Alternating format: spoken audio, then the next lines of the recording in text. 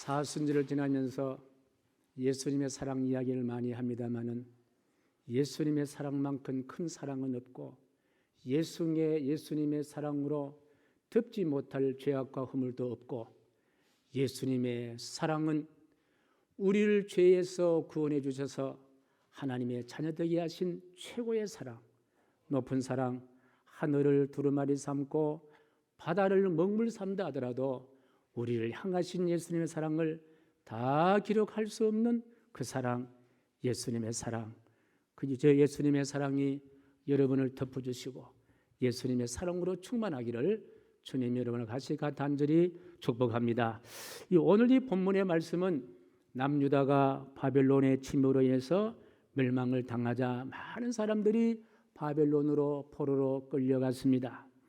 그러나 군불 10년이란 말처럼 영원한 권력이 없습니다마는 당시 위세 당당했던 바벨론, 이웃의 메대와 바사라는 작은 연합군에 의하여 그 어마어마한 바벨론이 침몰당하고 멸망당하고 맙니다. 이제 바벨론 천하는 끝이 나고 바사가 근동 지역을 장악을 하고 다스리는 그와 같은 세상이 되었는데, 그리고 난 다음에 바벨론의 포로로 잡혀갔던 유다 민족들이 1차, 2차, 3차 그립던 고국으로 이제 귀환을 하게 됩니다. 자, 그리고 그들이 가장 먼저 한 일은 바벨론 침공으로 불타버린 예루살렘 성전을 회복하는 일이요, 무너져버린 성벽을 재건하는 일입니다. 그러나 그 일도 간단하지 않았습니다. 그 일을 할 때에 많은 방해꾼들이 그 일을 가로막고 있었습니다. 바로 이때에 이 유다 나라의 어려운 형편을 하나니란 사람과 몇몇 친구들이 그것을 가지고 바사국의 왕이 거하던 소위 말하면 겨울궁전이라고 부를 수 있는 수산궁으로 가게 됩니다. 예루살렘에서 수산궁까지는 1600km나 되는 아주 먼 길입니다. 여기서 부산까지 한 4배가 정도는 아주 먼 길을 가게 되는데, 그 먼 곳으로 이 하나니와 친구들이 가게 된 이유는 바로 느헤미야를 만나기 위해서였습니다. 느헤미야는 포로로 잡혀간 사람이 아니라 포로 중에 태어난 유대인의 2세입니다. 그런데 포로민의 2세인 느헤미야가 당시에 바사 나라의 왕의 최측근 2사람 가운데 한 사람이었어요. 예를 들면은 떡 맡은 관원장이 있고 술 맡은 관원장이 있는데, 바로 느헤미야는 술 맡은 관원장이었습니다. 지금으로 말하면 아마 대통령 비서실장 정도 될 것입니다. 그런데 왜 이들은 그 멀리 떨어져 있는 곳까지 유다의 문제를 가지고 느헤미야를 찾아갔을까 하는 질문을 갖게 됩니다.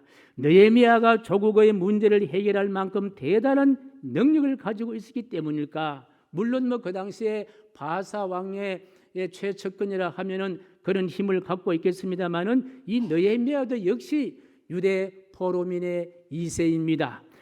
자신도 어떠한 상황이 될지 불안한 가운데서 살아야 될 사람이었습니다. 나라의 문제까지 신경 쓸 여력이 없다는 그와 같은 이야기입니다. 느헤미야가 비록 당시에 술 맡은 관원장, 비서실장이란 위치에 있다 하더라도 자신의 한 나라의 문제를 어떻게 자기 혼자 다 감당할 수 있겠냐는 거예요. 여러분 가장들은 이해할 거예요. 아마 가정의 이 문제도 가장 혼자 다 문제를 해결할 수가 없기 때문입니다. 이 느헤미야 한 사람으로 인하여 불타버린 예루살렘 성전과 성벽 재건과 다 무너져버린 그와 같은 사람들의 마음을 추스르기에는 참 역부족이다, 그런 생각 같습니다. 그럼에도 불구하고 하나님과 친구들은 폐허된 나라를 재건하기 위해서, 혼란스러운 국가를 안정시키기 위해서 그 멀고도 먼 길 1600km, 말이 1600km지 뭐 탈 것도 없고 거의 걸어서 그곳에 가는 그와 같은 먼 길을 가게 됩니다.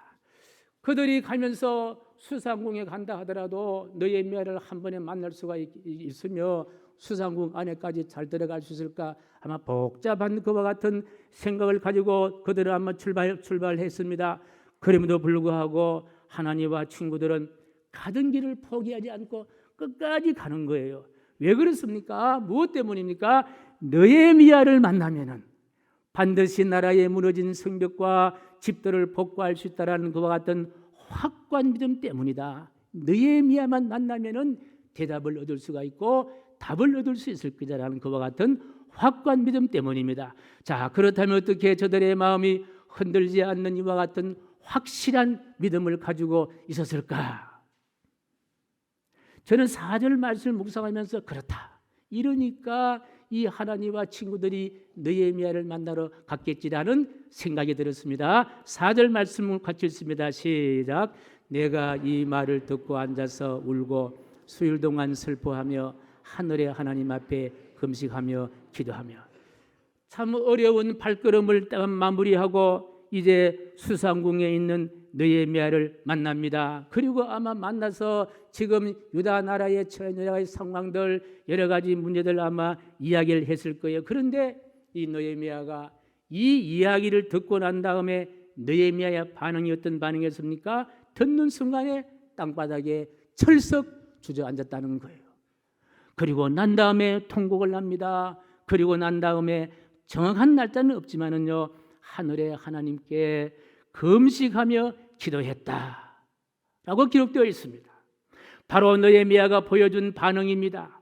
사실 느헤미야는 앞에도 말씀드렸습니다만은요, 포로 기간 동안에 포로된 나라에서 태어났기 때문에 그 유다 나라와는 상관이 없어요. 거기서 성장하지도 아니었고 거기서 공부한 것도 아니고 그곳에서 터전을 사는 것도 아닙니다.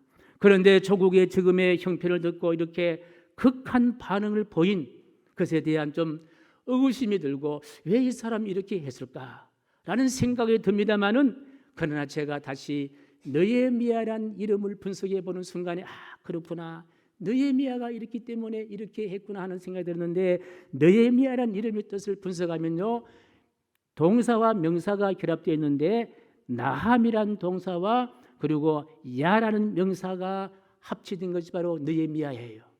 그렇다면 나함은 무엇이냐? 나함은요, 동정하다, 위로하다라는 뜻이 있고, 야는 뭐냐?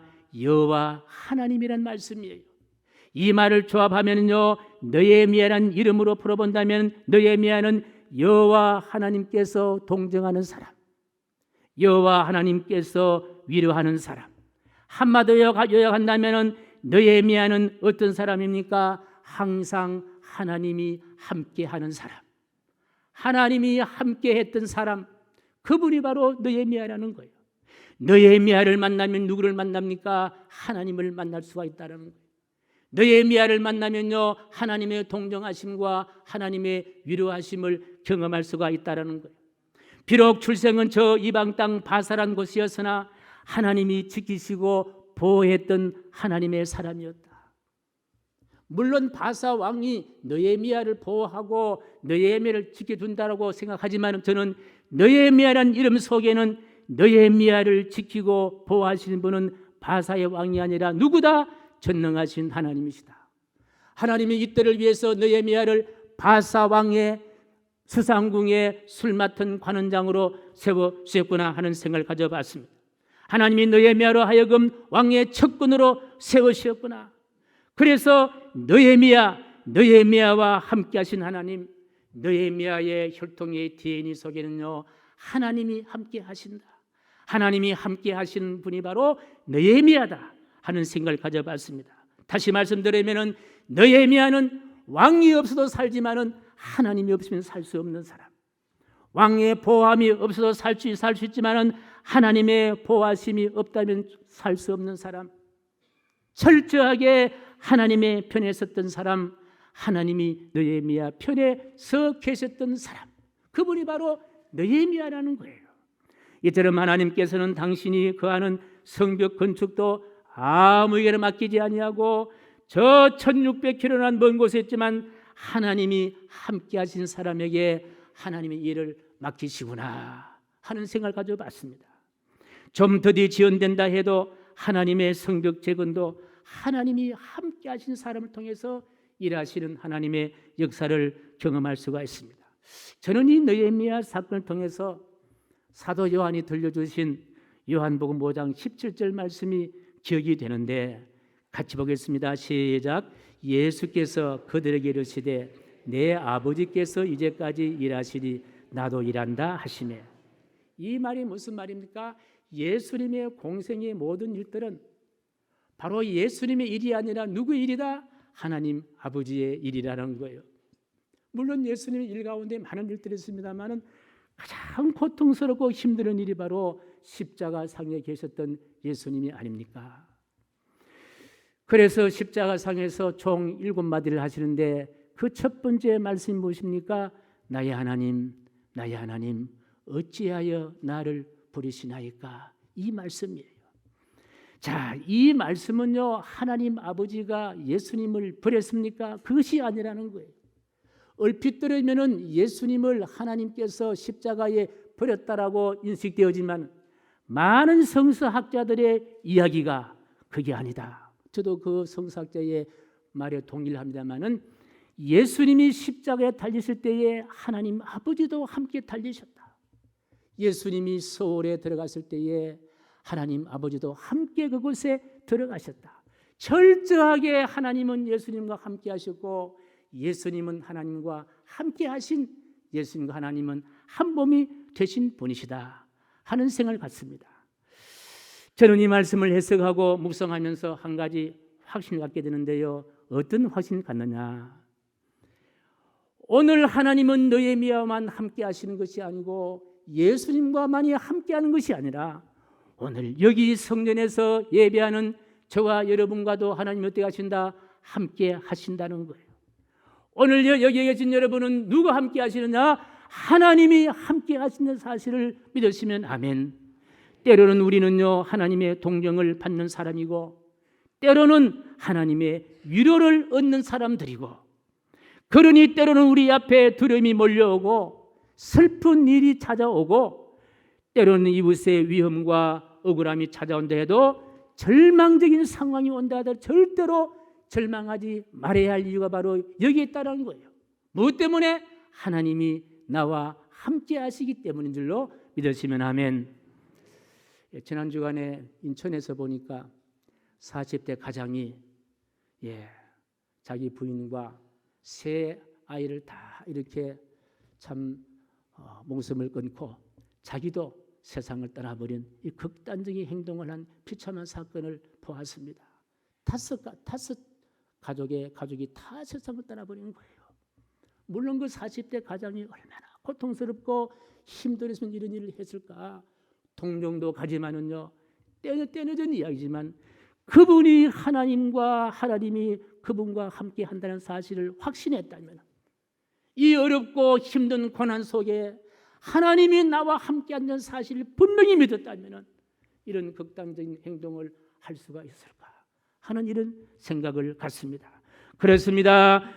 전능자 하나님의 오른손으로 여러분을 붙들고 계신다는 거예요. 우리 하나님의 위로하심이 여러분에게 있다는 거예요. 하나님의 동정하심이 여러분이 있다는 거예요. 이걸 우리가 놓쳐서는 안 된다는 거예요. 우리 앞에 어떤 어려움이 온다 하더라도 하나님이 함께 하시기 때문에 하나님이 해결해 주실 것이고 하나님이 문제를 넘어가게 만들어 주실 것이고 하나님이 장벽을 넘어갈 수 있도록 역사하여 주시는 줄로 믿으시면 아멘. 저는 이 말씀을 여러분과 함께 듣기를 원합니다. 이사야 43장 1절에 3절까지 말씀인데 같이 시작. 너는 두려워하지 말라. 내가 너를 구서하였고 내가 너를 지명하여 불렀나니 너는 내 것이라.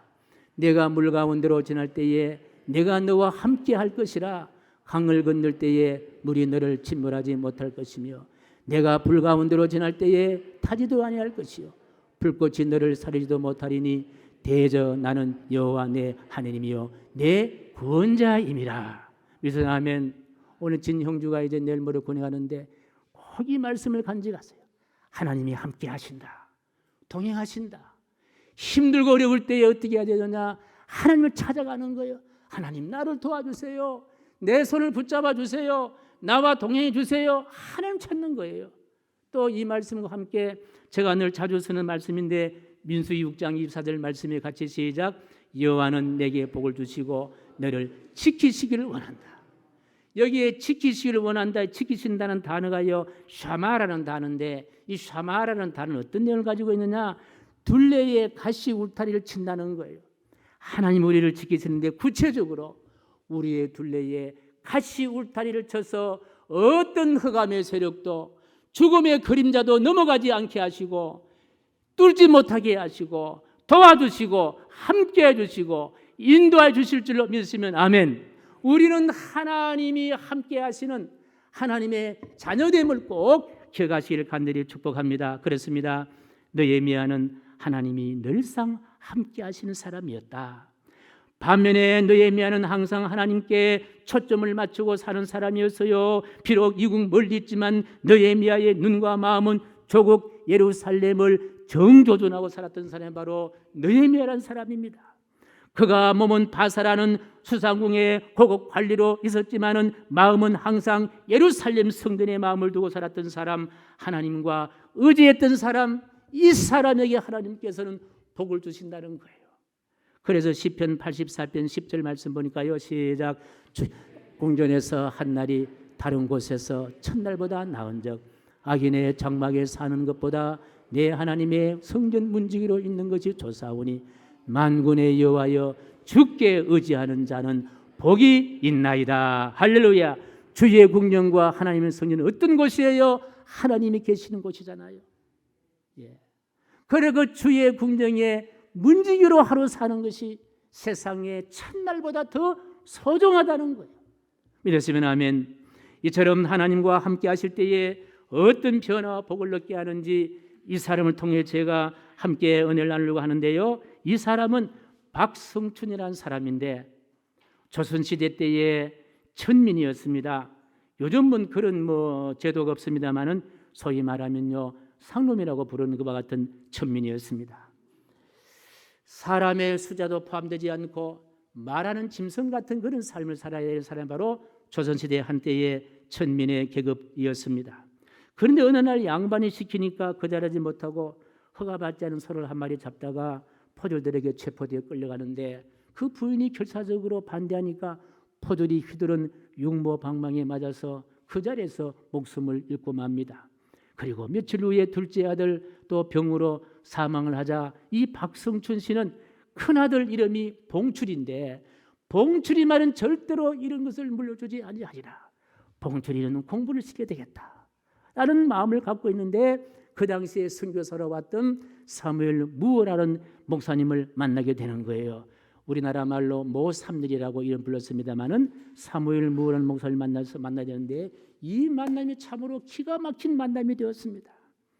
인생의 반전을 이룩하는 귀한 만남이 되었는데 이 마치 하나니가 느헤미야를 만나고 박성춘이라는 사람이 사무엘 무어 선교사를 만남과 동일한 만남이었습니다마는 이 만남으로 이제 박성춘 씨는 바로 하나님과 함께하는 인생의 대역전이 펼쳐지기 시작하는데 그 선교사님이 세운 곤당골 교회가 이 교회인데 여기에 무료 학당에서 이 봉출이라는 사람이 공부를 하게 됩니다.